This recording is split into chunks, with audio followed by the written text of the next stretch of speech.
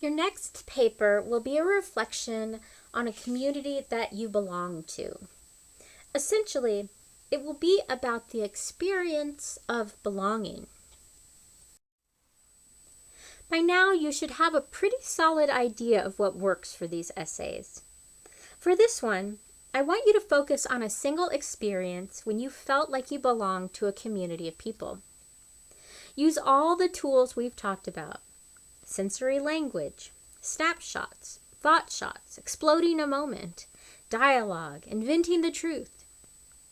You might find that the memory map activity we did as part of preparation for the childhood reflection, you might find that to be helpful as you work on drafting this paper too.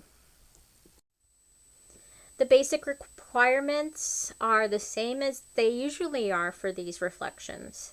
2 pages, 12-point font, double space, badass title, due next Sunday. Let's take a minute and talk about what I mean when I say community. I use a very simple definition in which community is simply a group of people who have something in common, whether it's their commitment to evil or their love of cosplay. Here are some examples of local communities: dance groups, athletic teams, religious groups, book clubs, Boy Scouts, musical groups, tribes. There's a picture of a parade here in Pokey and of the groundbreaking event for the LDS Temple and of the show band powwow. There are a lot of options. If you need some help with categories, here are a bunch, ranging from very small and specific to much bigger. You can go by activities, hobbies, interests, sport teams, theater groups, musical groups, clubs and organizations, geographical locations such as your neighborhood, cultural or ethnic groups, religious communities, family communities, communities related to your gender and sexuality, online communities, political communities, class or people from similar financial backgrounds, and school communities. You can write about communities as specific as your family or everyone in your dormitory hall.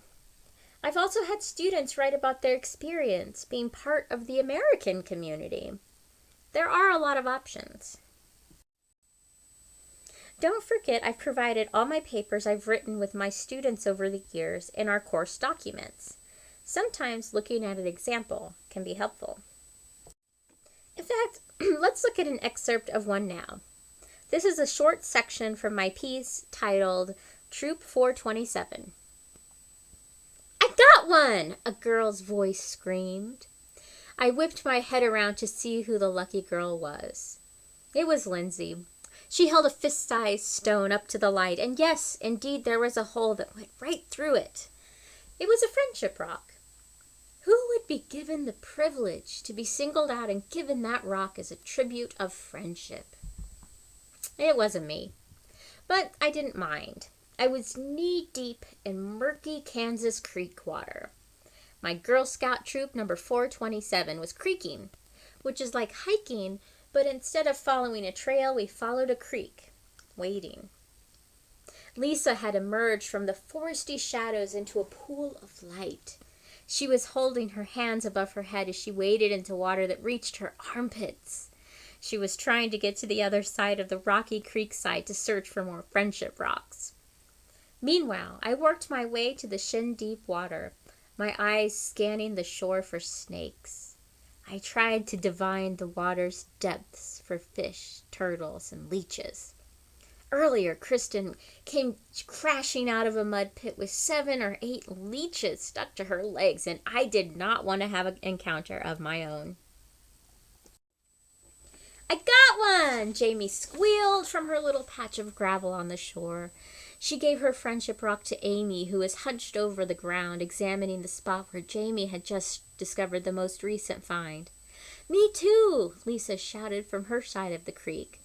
Her bravery of wading into deeper water had paid off, and after she recrossed the creek, she gave her rock to Lindsay. Walking against the current, we were jerky marionettes, fumbling and teetering back and forth.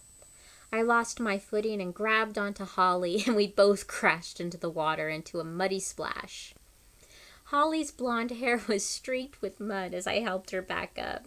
"Sorry," I said sheepishly. She laughed. "I wore this ugly shirt today hoping that it would be destroyed and Mom wouldn't make me wear it anymore. Thanks for the help." Behind me, I heard Kristen murmur to Lisa, "Look at this tiny one I found." Lisa exclaimed, "It's so cute, it will be hard not to lose it." Kristen then handed it to Lisa, who carefully slid it into the tiny square pocket at the top of her Levi jeans. "Which one of these messy kids do you think is me?" Hint, my eyes are closed. Some things to notice about my example are that I named many characters and gave each of them something to do. I had to communicate a lot in just a few words because I wanted to create the effect of lots of little girls running around. You can do this by not worrying about introducing each character, instead just dropping us into the moment. Think in medias res. Your audience will generally be able to pick up on who everyone is. I hope this example was helpful. So let's take a look at what's on the schedule for this week. Be sure to complete the clustering invention activity because that one will give you lots of ideas about what to write your paper about for this week. It is also worth points on its own accord, so it does double duty. Also, be sure to make time to read Graduation by Maya Angelou. This example really illustrates the experience of suddenly realizing you belong, and it makes a great model to aspire to. You'll also be working with another common editing and proofreading issue, which are fragments. And don't forget to submit your reflection before Sunday at midnight. As always, these activities are designed to help you improve your writing and complete the coursework. Look, it's a community of Hide the Pain heralds. If he can find a community, I'm sure you can too. Happy writing.